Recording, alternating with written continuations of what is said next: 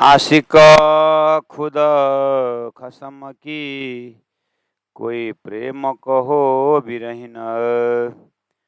ताए कोई दर्द न कहो, ए बिद अरस रूहन। रूहा खसम की क्यों रहे, आप अपने अंग बिना। पर हके पकड़े अंतर, ना तो रहे ना तन।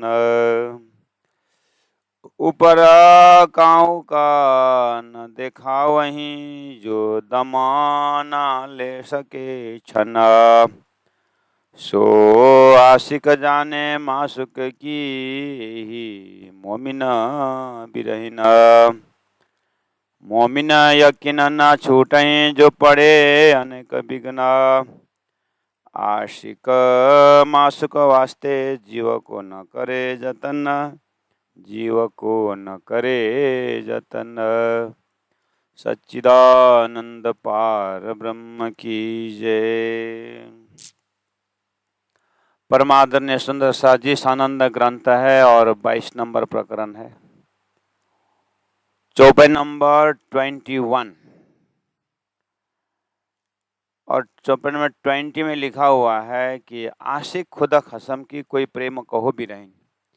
परमात्मा की जो आशिकी आत्मा है, या उसको बिरहिन कहो या प्रेमी कहो या दर्द न कहो, रूह कहो, मोमिन कहो, कोई भी नाम दे सकते हैं। लक्षण क्या है? तो ये पूरा होल प्रकरण ही भले ही आनंद ग्रंथ है और भले ही शब्दों में मोमिन शब्द हो, लेकिन ये ब्रह्म सृष्टियों के लक्षण है। और अरस अरवाहों के लक्षण है, अर्थात कुरान के हिसाब से जो अरस अजीम से ब्रह्म आत्माएं जो खेल में आई है, उनका लक्षण है। इसे गीता में ज्ञानियों का लक्षण बताया है, भागवत में भक्तों का लक्षण बताया है। ऐसे ही तारतम्य बानी में ब्रह्म सृष्टियों का लक्षण बताया है। तो अब रही बात, तो हमारा होमवर्क क्या हो सकता है? अब हमारा होमवर्क है कि ये लक्षण हमारे अंदर है कि नहीं। जो लक्षण बताया गया है वो हमारे अंदर है कि नहीं, बस इतना ही है। चाहे गीता खोल के देखें, ज्ञानियों का लक्षण जो बताया है, अगर हम अपने आप को ज्ञानी कहलाते हैं तो फिर अपने आप को ज्ञानी कहलाते हैं तो देखें गीता कि मेरा ज्ञानी के अंदर लक्षण है कि नहीं। अगर मैं भक्त कहलाता हूँ तो भक्त का लक्षण भागवत में, उसे अपने को टैली करना चाहिए कि मेरा लक्षण और भक्तों का लक्षण मिलता है कि नहीं मिलता है। तो उदाहरण दिया करते हैं कि भेड़ के जमात में शेर का बच्चा भी भाग रहा था, तो शेरनी ने उसको पकड़ ली और उसको तालाब में अपना चेहरा दिखाया और बोला कि देख, तेरा चेहरा और हमारा चेहरा मिलता है कि नहीं? हाँ मिलता है। और तेरा चेहरा और भेड़ का चेहरा मिलता है? नहीं मिलता है। तो तू कौन है? अपने आप को पहचानता है? तेरे पास कितनी आवाज है और कितना जोरदार तेरी शक्ति है, उसके आगे भेड़ का शक्ति क्या होता है? तो ये तो हर कोई इंसान, हर कोई मनुष्य, हर कोई गुरुजन इसको दृष्टांत को देते हैं। उसी को नाम जाति स्मरण कहा जाता है। तो यही जाति स्मरण के ही लक्षण से तारतम्य बानी में, सनंद ग्रंथ में ब्रह्म सृष्टियों का लक्षण बताया है।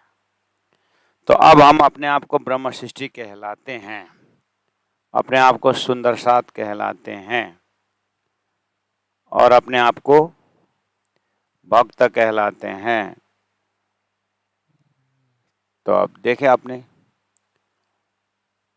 इसीलिए गुरु जी मंगलदास जी ने कहा है, किसी भी घर का आईना हो, चाहे हिंदू का घर का आईना हो, चाहे मुसलमान का घर का आईना हो। घर अलग अलग जाति और अलग अलग धर्म का होने से क्या हुआ, जो आईना उनके घर में है वो तो अपना ही चेहरा दिखाता है। ऐसे चाहे कुरान हो, चाहे पुराण हो, चाहे उपनिषद हो, वहाँ आत्मा का लक्षण जरूर लिखा हुआ है, या भक्तों का लक्षण अलग अलग भाषा में जरूर लिखा हुआ। और कोई भी ऐसा ग्रंथ नहीं, भगवान का डिक्शनरी में ऐसा शब्द नहीं कि भक्त दूसरों को दुख दे, ज्ञानी दूसरों को कष्ट दे, ऐसा तो कहीं है ही नहीं। अब उसको माया के असर से, अपने अज्ञान के कारण लोग दूसरों को दुख दे रहे हैं और कहलाते हैं धर्म। हिंदुओं में प्राणी को हत्या देख कर रहे हैं और बोलते हैं हम धर्म कर रहे हैं। मुसलमान जबरदस्त जो है हिंदुओं को पीट पाट करके मार रहे हैं और धर्म परिवर्तन करवा रहे हैं, बोलते हम धर्म प्रचार कर रहे हैं। तो ऐसा तो कहीं लक्षण है ही नहीं। बस तो प्राणनाथ जी महाप्रभु सनंद ग्रंथ में जब औरंगजेब बादशाह को समझाने के क्रम में निकले तो गीता भागवत तो मानता ही नहीं था, तो उसको कौन से धर्म ग्रंथ से समझाएं? उसी कुरान के धर्म ग्रंथ से समझाना है। और कुरान में जो खरी बात जो है, सच्ची बात जो लिखी हुई है, उसको तो मुल्ला लोग जाहिर होने नहीं देते। जैसे कर्मकांडी लोग वेद को, ज्ञान को प्रचार नहीं करना चाहते हैं, तो उनका फिर दुकान बंद हो जाती है। ऐसे मौली लोग कुरान की असली बात जाहिर करना नहीं चाहते, बस शरीयत में सबको मार रहे हैं। इसलिए प्राणनाथ जी चाहते हैं कि इसकी असली बात क्या है। तो उनकी जो कुरान देखने की जो इच्छा है वो तो लोग देते नहीं है कुरान, है ना।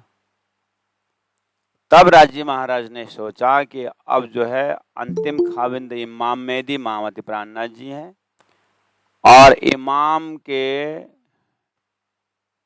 इमाम के माध्यम से संसार में उच्च कोटि का ज्ञान आना है। वो तो 1000 साल पहले ही कह दिया था।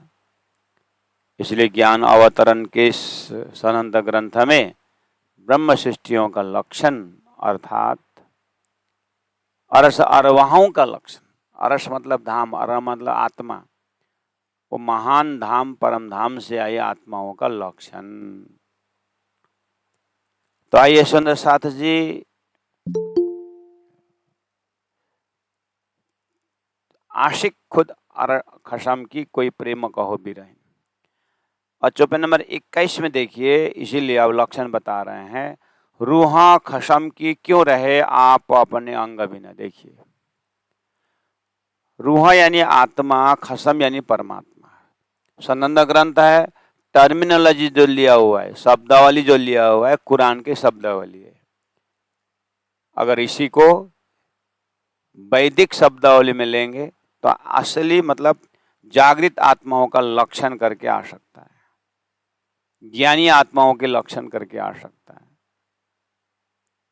इसलिए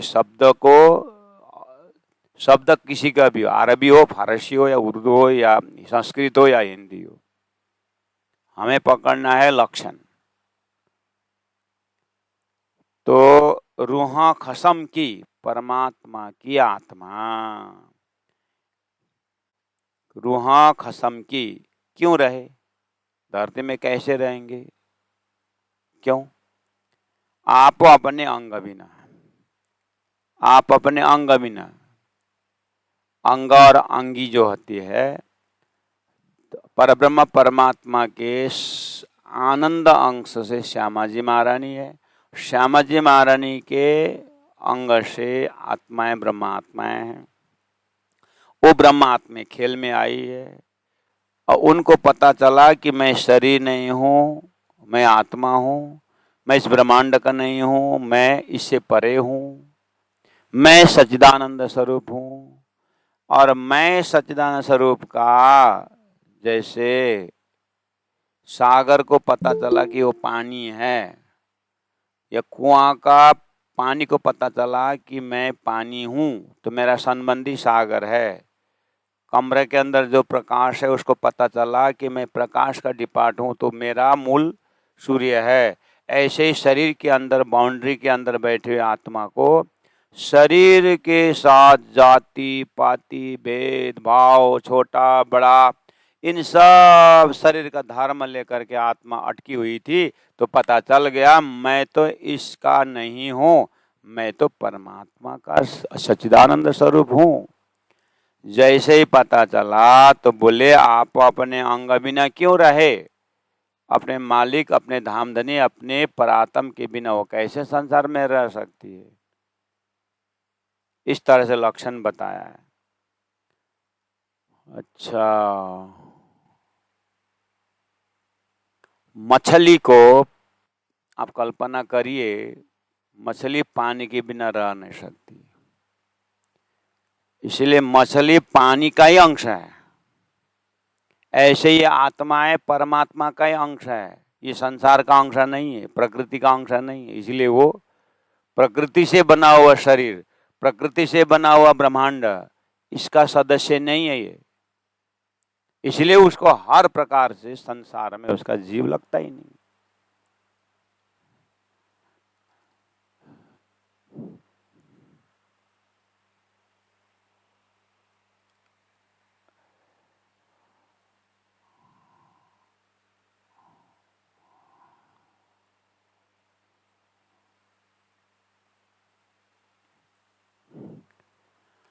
उसको इसलिए संसार में उस आत्मा को जब संसार से बैराग आ जाता है, वो रह नहीं सकती, ऐसा उसका लक्षण है। आप अपने अंग बिना, जैसे ये हाथ शरीर का अंग है, शरीर चलने के बाद हाथ अकेला थोड़ी ना रहता है। इस तरह से प्रकृति का सभी अंगों को देखिए, शरीर का अंग अंग है ये, हाथ पैर जो जितने भी हैं, ज्ञानेन्द्रिय कर्मेंद्रिय, शरीर चलने पर उसका स्वरूप जैसे जाता अंग भी चला जाता है। ऐसे परमात्मा का अंश आत्मा शरीर में रह ही नहीं सकता, इसका लक्षण ऐसा है।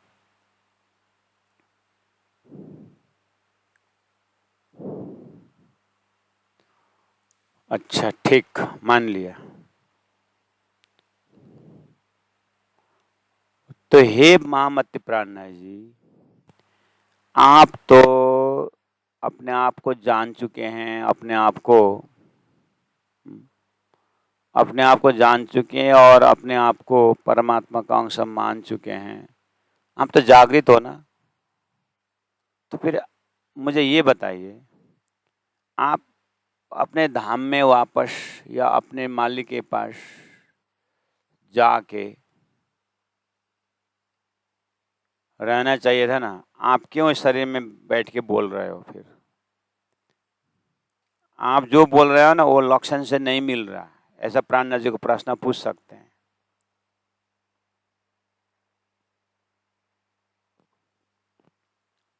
अगर हमारे अंतस्करण में शंका हो तो पूछ सकते हैं प्राणनाथ जी। आपने जो लक्षण बताया कि परमात्मा के आत्मा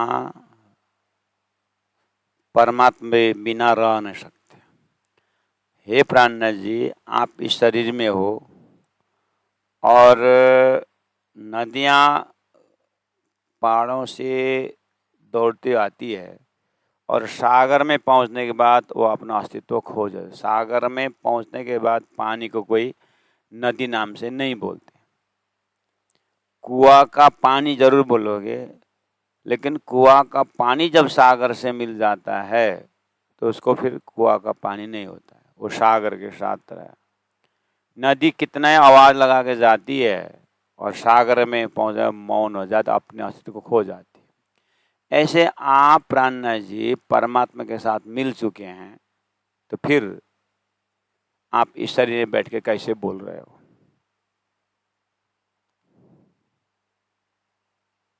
क्योंकि आप तो आपका इस आप अपने अंग बिना रूह खसम की क्यों रहे? अपने परमात्मा के पास मिले बिना ये रूहें रह नहीं सकती, ऐसा आप बता रहे हो। तो आपको क्या माने? आप परमात्मा का अंश नहीं इसलिए बैठे हो, या आपका ज्ञान नहीं इसलिए आप बैठे हो? आप कैसे रहे शरीर में? तो प्राणनाथ जी बोलेंगे हाँ आपकी बात सही है, यही लक्षण है। लेकिन अब इसके आगे और एक स्टेप है, वो क्या है? परमात्मा का हुक्म है। उस जागृत आत्मा को अपने पास परमात्मा ने ले लिए हैं, लेकिन परमात्मा उस स्वरूप में स्वयं लीला करते हैं।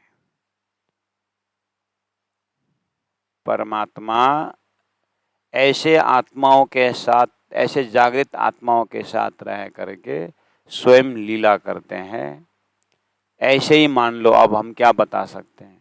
प्राणनाथ जी बोलते हैं मुझे ही आश्चर्य लग रहा है, मैंने तो आज से, अब ये वाणी अवतरण का समय 1735-36 है, वो 1700 यानी 35 साल पहले ही उन्होंने अपने शरीर को मिटा चुके थे। उतरते आर घटाया रहा पैसा भरा दोए में ही वो शरीर को पीला पीला हो चुका था, इसलिए उनको परमधाम का एक बार स्वाद आ गया, परमधाम का दर्शन हुआ, तो प्राणनाथ जी महाप्रभु तभी ही अपने आप को मिटा चुके थे। इसीलिए वो अनुभव से बोल रहे हैं कि मुझे मालूम है, मुझे रहने ही नहीं था। इसलिए तब धनी ने कहा मैं तो अपनी दे रही, तुम ही राखे जीव, बलदे आप खड़ी करी कारण अपने पीऊ। आपने अपने कार्य करने के लिए शरीर को रखे हुए, नहीं तो मैं रहने वाला नहीं था। इसीलिए धनी ने कहा पहले पी तो शरबत मौत का, मैं तो मौत का शरबत पी चुका था, और धनी ने जिंदा रखा तो मैं क्या करूं? बस इसलिए जो हमारा एक्सपेक्टेशन था प्राणनाथ जी के ऊपर कि इतना महान ज्ञान दे रहे हो कि आत्मा परमात्मा के बिना रह न सकती, आपने जो बोला,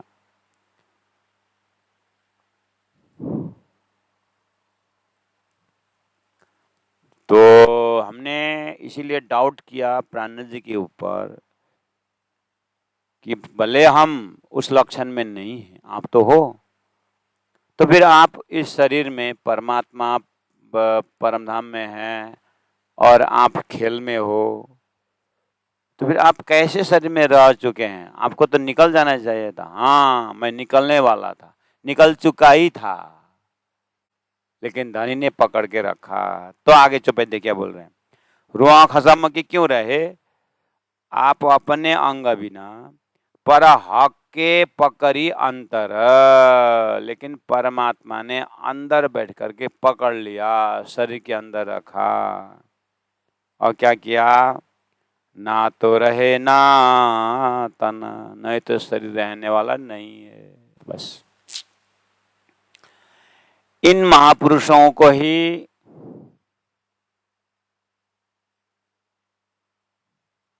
मुक्त आत्मा कहा जाता है। इन आत्माओं को ही परमहंस कहा जाता है। यानी वो अपने से नहीं बोलते हैं, वो उनसे परमात्मा बोलते हैं। इसलिए ये कहलाए धनी का जोश। इसलिए कहा कि एक जिन जान मन धनी जे ले धाम से वचन, ये परमात्मा धाम धनी बोल रहा है। इसलिए इसको अपुरुषीय ग्रंथ माना जाता है। कोई पुरुष ने कहा है ऐसी बात नहीं, ये परब्रह्म परमात्मा का शब्द है। तो पर हक के पकड़ी अंतर, ना तो रहे ना तना, नहीं तो शरीर रहता नहीं। बस अब इस तरह से बहुत सुंदर लक्षण है। अपने आप को उसमें देखना चाहिए। अब आ गया चौपाई नंबर 22 में। ये ब्रह्मसृष्टि का लक्षण है सुंदर साज, यानी कुरान के हिसाब से मोमिन का लक्षण, तातबानी के हिसाब से ब्रह्मसृष्टि का लक्षण। ठीक है। ऊपर काऊ न देखा वही जो दम न ले सके छिन। ऊपर काऊ न देखा हूं, यानी मुझे परमात्मा के विरह में इतनी तड़पती हूं करके वो दुनिया को दिखाती नहीं। अब इसमें भी हम फेल खा गए। लक्षण तो ऐसा है, और हम तो थोड़ा बहुत भजन भक्ति किए दूसरों को दिखाए। लोग बिल्कुल ध्यान में बैठे हुए, हम क्या करते हैं, मैं ध्यान में बैठता हूं तो फोटो खींच के फेसबुक में डाल दे। ये ड्रामा है क्या ये?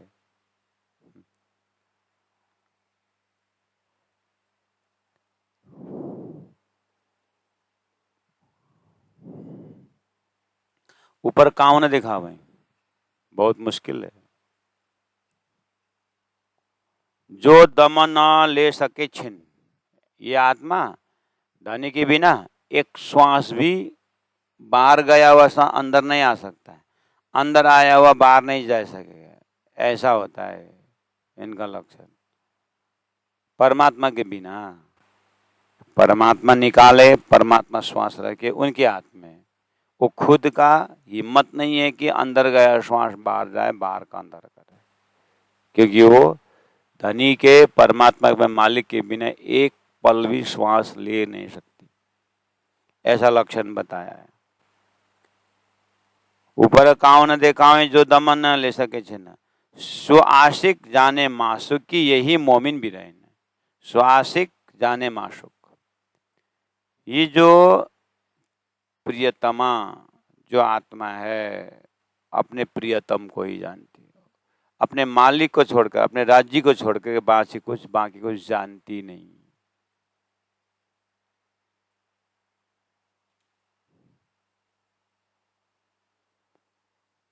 आशिक जाने माशूकी, यही मोमिन बिरहीन है। इन्हीं को ही मोमिन कहा है, इन्हीं को ही बिरहीन कहा है। यही आत्मा का नाम।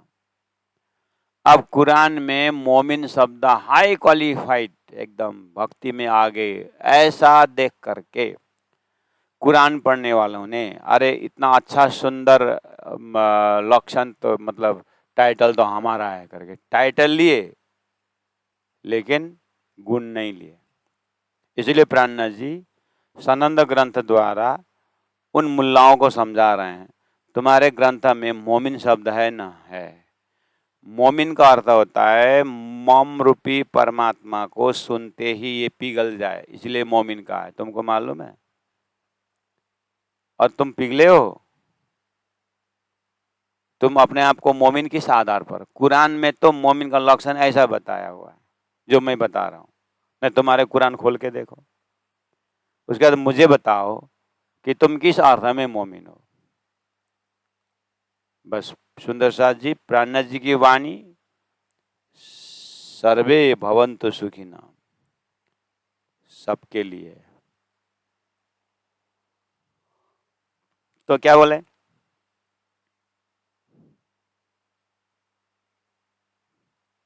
कोई भी आत्मा किसी भी ग्रंथ, धर्म ग्रंथ में परमात्मा की साधना करते समय परमात्मा को पाने के लिए जो रोता तड़पता है वो बाहर नहीं दिखाता है, ये प्रदर्शनी नहीं करते हैं।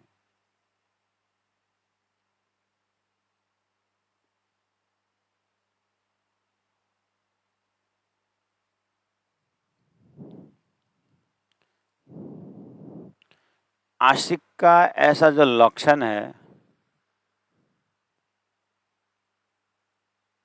वो माशूक जानते हैं, और उस माशूक को ये आशिक जानती है। ये बिल्कुल अद्वैत है।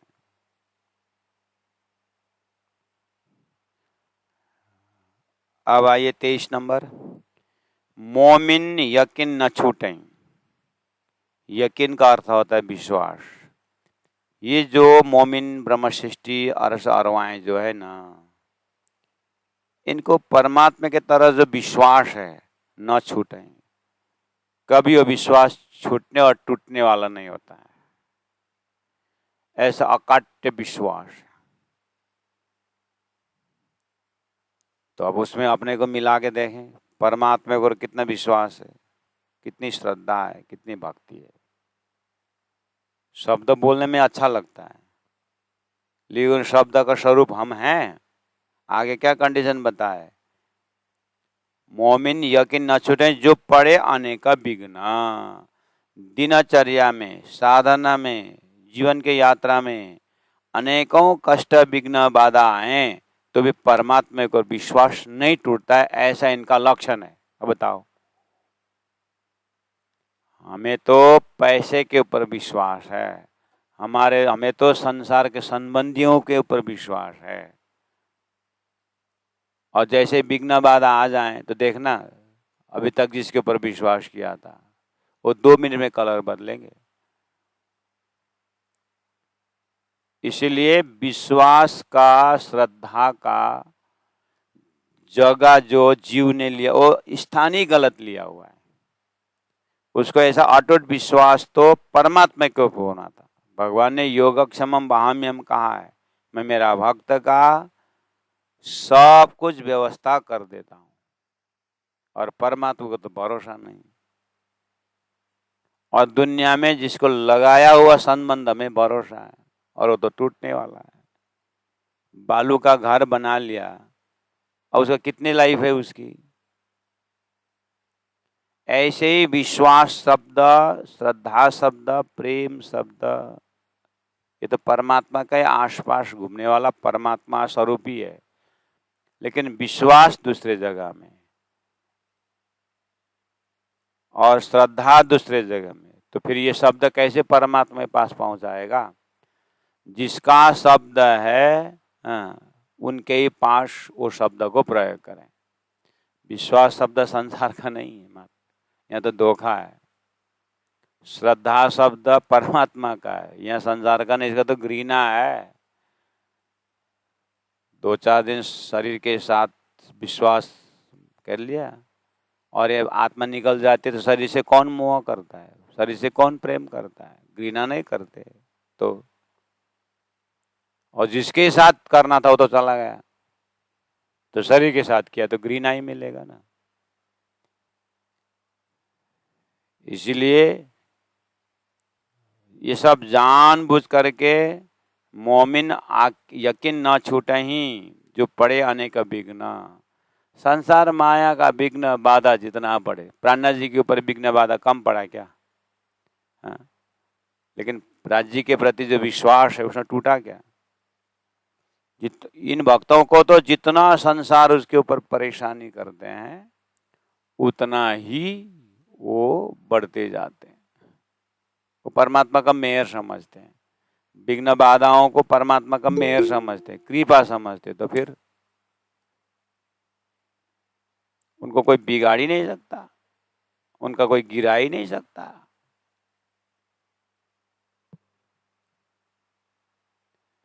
इस तरह से अटूट श्रद्धा विश्वास रहता है किसको? मोमिन को। ए मुसलमानों, तुम्हारे पास ये शब्द है, मोमिन शब्द है, लक्षण पकड़े हो?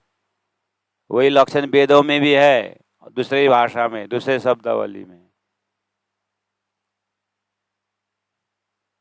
इसीलिए तुम दावा मत करो मोमिन मोमिन शब्द लेकर के। मोमिन का लक्षण बहुत कठोर है, बहुत कठिन है।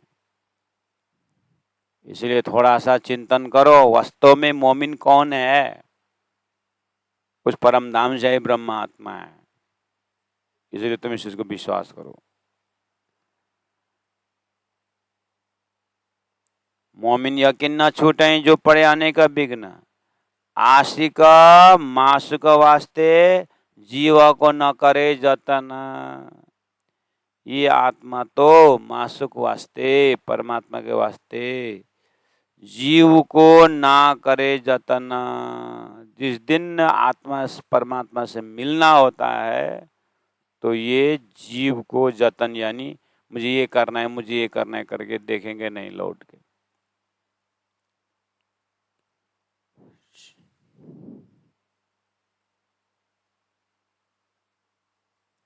जीव को न करे जतन।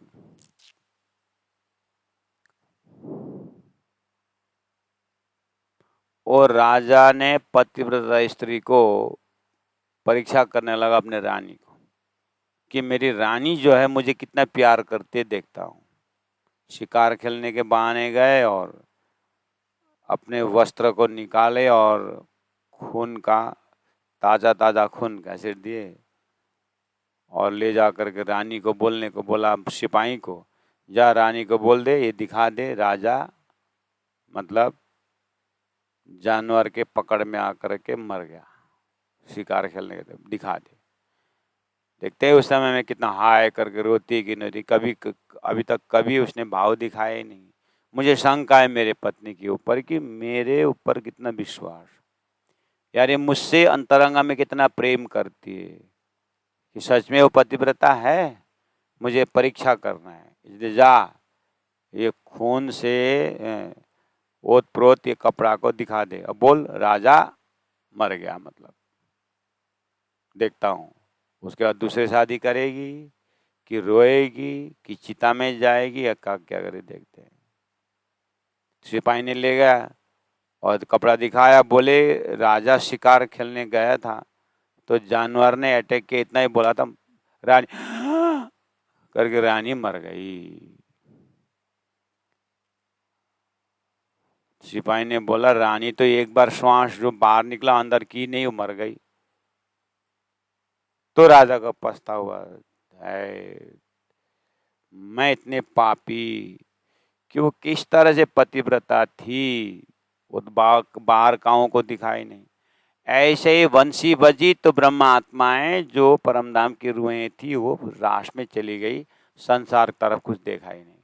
हालांकि जब तक संसार में थी काम बढ़िया कर रही थी, कोई अंगुली नहीं उठा सकते थे, व्यवहार में कोई कमी नहीं थी, लेकिन समय आया परमात्मा के दाव में तो फिर न करे जतन, अपने शरीर को संभालने तरफ नहीं लगेगी, आत्मा चली जाती।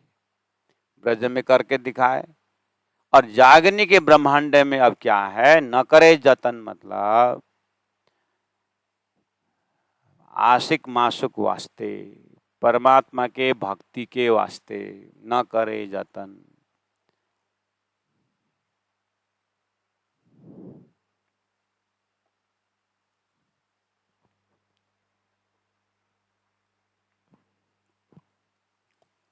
हमें तो भक्ति करने के लिए व्यवस्था करना हो तो पूरा जतन करते हैं। पहला तो गुणांग इंद्रियों को संभालते हैं। मंदिर जाना हो तो पूरा लिपस्टिक लगा करके, बाल बना करके एकदम, मैं मंदिर जाने के लायक हो गया ना, करे जतन यही तो है। कपड़ा देखते हैं प्रेस वाला है कि नहीं, आगे पीछे सब कलर मैचिंग हुआ कि नहीं हुआ, करे जतन तो है। गुरुजी मंगलदास जी बोला करते थे जो कपड़ा में प्रेस लगाता है वो सेवा नहीं कर सकता है। गुरुजी ने तत्कालीन समय का सुंदर उपदेश, जिस समय में लोग प्रचारक लोग भी कहीं प्रोग्राम में जाना हो तो 12 सेट 15 सेट कपड़ा लेके निकलते थे और उसमें एक आयरन भी लेके निकलते थे। तो गुरुजी ने बहुत बार देखा होगा कि लोग अपने अटैची कितना क्या क्या लेके चलते हैं, तो गुरु महाराज जो एक लगौटी भर एक धोती लेकर निकले थे। तो गुरुजी ने एक ही लाइफ में इतना बड़ा काम कैसे किए, वैराग्य का हथियार से तो किए, वैराग्य त्याग से। तो गुरुजी कहा करते थे कि जो कपड़ा में आयरन लगाता है और प्रेस लगाता है और चटाक चटक करके सुबह 5 बजे निकलने के जगह में वो 8 बजे निकलता है, क्यों? पूरा डेकोरेशन करके। अब इससे सेवा होगा? हाँ, इससे सेवा कार्य होगा? बताओ। तो हमने एक प्रैक्टिकल की, जब गुरुजी का प्रवचन सुन के समय हमने प्रैक्टिकल की। देखते, मेरा ड्यूटी था सुबह उठ के ही किचन साफ, रसोई का चौक साफ करना और वो जो रात को पड़ा हुआ बर्तन को साफ करना, उसके बाद कॉलेज जाना। तो आयरन लगाया हुआ व्यक्ति से कपड़ा पहनने वाला सेवा नहीं कर सकता। जैसे गुरुजी ने कहा था तो हमने पूरा प्रेस व्रेस लगाया बढ़िया, एकदम कॉलेज का ड्रेस पहना हुआ बढ़िया, और उसके बाद मैं बर्तन साफ करने गया। तो जैसे बर्तन साफ करने को बैठने वाला था, मैं हर समय में मैं बस 1 सेकंड में पहुंच जा करके वो साफ करने वाला पकड़ कर शुरू करता था। ध्यान ही नहीं रहता था कि मैंने क्या पहना हूँ। लेकिन जिस दिन मैंने अपने को परीक्षण के लिए मैंने प्रेस पहन लगाया हुआ, 1 घंटा से प्रेस लगाया हुआ, आधा घंटा से, और वो जैसे ही गया तो जैसे वो साफ करने वाला जो साबुन वो पकड़ लिया ना, इतने समय से प्रेस लगा था ये बिगड़ जाएगा करके जो फोल्ड करने लगा। हाँ, और वो जो धार है वो मिट जाएगा करके बहुत व्यवस्थित ढंग से किए, तो पकड़ में आ गया। हाँ, ये बात प्रैक्टिकल है। जो अपने शरीर को, अपने वस्त्र को यानी ख्याल रखता है, जतन करता है, वो सेवा का जतन नहीं कर पाएगा। और दूसरी क्षण मुझे पता चल गया कि जैसे कपड़ा उतार लिए, ये झंझट, उस दिन से आज तक हमने कभी कपड़ा में प्रेस लगाया ही नहीं। कोई दूसरे लगा के दे तो भी मुझे एकदम बहुत वजनदार लगता है, ये बेकार है। लगाया एकदम बैठा, एकदम प्रेस लगा के बैठ गया, और उसके बाद बैठने के लिए अच्छा जगह ढूंढना पड़ेगा। और कोई उधर से बाइक लेके जा रहा तो कपड़ा में छीटा पड़ेगा करके 1 किलोमीटर दूर जाना पड़ेगा, बचा बचा के चलना पड़ता है। और ऐसा कर भी नहीं सकते, कपड़ा वैसे मतलब न सिकुड़ जाए, कितने सारे टेंशन संभालते संभालते। उससे कपड़ा संभालेगा कि सेवा करेगा भाई? बस जिस तरह से हम शरीर में जीने और शरीर के आसपास जीने वालों के लिए कपड़ा मायना रखता है, ऐसे अज्ञानी आत्मा के लिए शरीर मायना रखता है। शरीर भी तो वस्त्र ही है आत्मा के सामने। तो वो आत्मा, अज्ञानी आत्मा शरीर को ही उठक बैठक करता है, मसल दिखता है, करता है ना। ये भक्ति का लक्षण नहीं है। भक्त अपने आत्मा और परमात्मा का बीच में प्रेम देखता है, वो लज्जत दिखता है, उसको तो अलग ही स्वाद है, उसको दुनिया ही अलग है। इसलिए मोमिनो यानी ये कुरान के दावा करने वालों, तुम्हारे ग्रंथ में मोमिन का लक्षण ऐसा बताया है तुम्हारे में, सनंद ग्रंथ, इसलिए नहीं तो यही ज्ञान कलश ग्रंथ में जो वैदिक धारा से जो आए उनको बताया है। ये भक्तों, हरिद्वार के मजल में सारी बात बताई है। तो अब अपने ऊपर ले लो, फलाने करके अपने ऊपर बोलना है। ये ज्ञान को अपने ऊपर लेकर के चलना जितना आसान है, उतना आसान दिमाग में कलेक्शन करना नहीं। इंफॉर्मेशन दिमाग में रखना बहुत कठिन है, लेकिन उस इंफॉर्मेशन को हृदय से इम्प्लीमेंटेशन करना, जो उस ज्ञान को विज्ञान बनाना जितना आसान है और जितना सरल है, उतना सरल ज्ञान कलेक्शन करके दिमाग में रखना नहीं, बहुत भारी बन जाता है। इसलिए तो ज्ञानियों का ऐसा देखता है, कहीं मेला में गया तो भी इधर हमारा नाम है कि नहीं, हमें स्टेज में बुलाता है कि नहीं बुलाता, मेरा संपूर्ण नाम टाइटल का उच्चारण करता है कि नहीं करता है। ओ बाप, इसीलिए धनी ने कहा, आशिको मासुक वास्ते जीव को न करे जतन। वो कैसा रहता है? वो आहा रेहेवे निर्गुण हो के और आहार भी निर्गुण, साफ दिल रूह मोमिन, कबो न दुखावे किन्न, प्राणनाथ प्यारे की जय। ऐसा लक्षण होता है, चाहे कुरान हो चाहे पुराण हो, कोई भी धर्म ग्रंथ हो, सभी ने भक्तों का लक्षण ऐसे ही बताया। पढ़ते हर कोई है, अच्छा सबको लगता है, बहुत अच्छा है, बहुत बढ़िया, वाह वाह, लेकिन अपने ऊपर उस लक्षण को अपनाना कोई नहीं चाहता। रहे निर्गुण होए, निर्गुण मतलब बिल्कुल सात्विक, ज्यादा चटर मटर नहीं। और आहार भी निर्गुण, निर्गुण मतलब सात्विक, पहले ही बोला, कपड़ा पहना सब सात्विक, भोजन सब सात्विक, और साफ दिल, दिल इतना साफ है, काम क्रोध लोभ मोह छल कपट ईर्ष्या द्वेष इस सब से परे, साफ दिल रहे। और कबो न दुखावे कि नहीं, किसी को दिल दुखाना उस ब्रह्मचर्य के लक्षण है।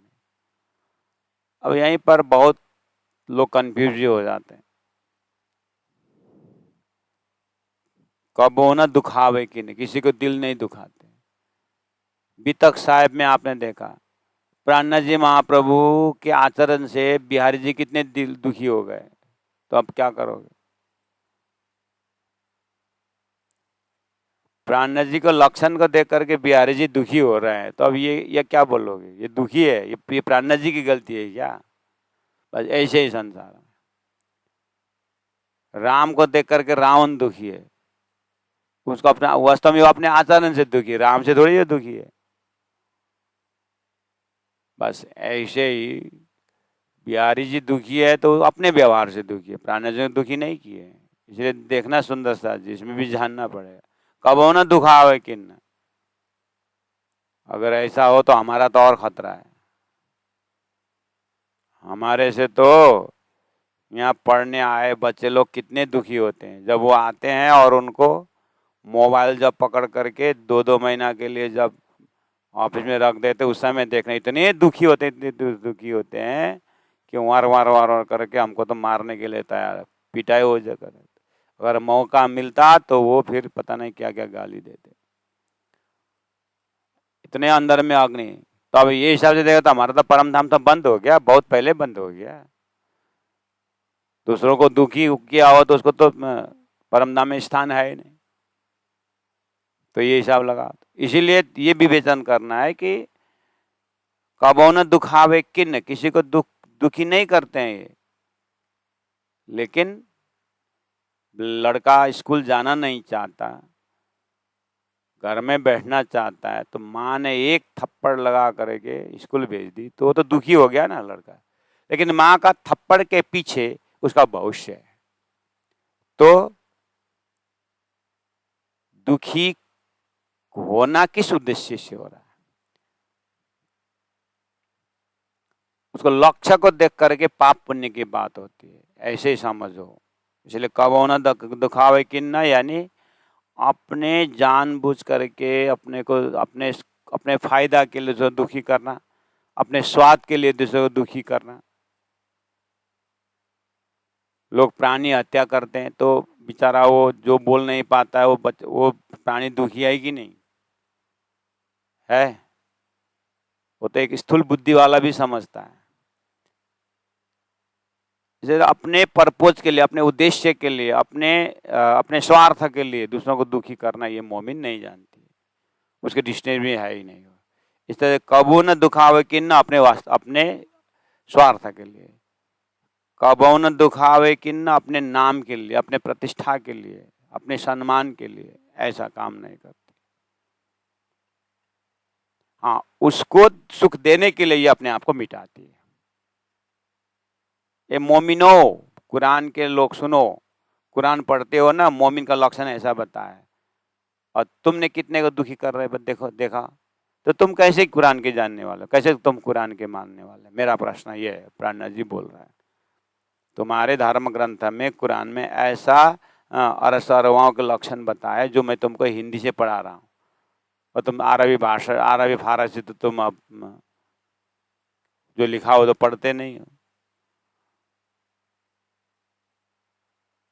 इस तरह से लक्षण प्रसंग बस मोमिन करके कुरान में समझा है, लेकिन कुरान में मोमिन को बोला है, भागवत में उस भक्त को बोला है, और कुरान में ज्ञानी, गीता में ज्ञानी को बोला है करके, तारतम्य में ब्रह्मश्री को बोला है। तो हम तो कौन है, हम तो जीव है, तो फिर नहीं हुआ काम।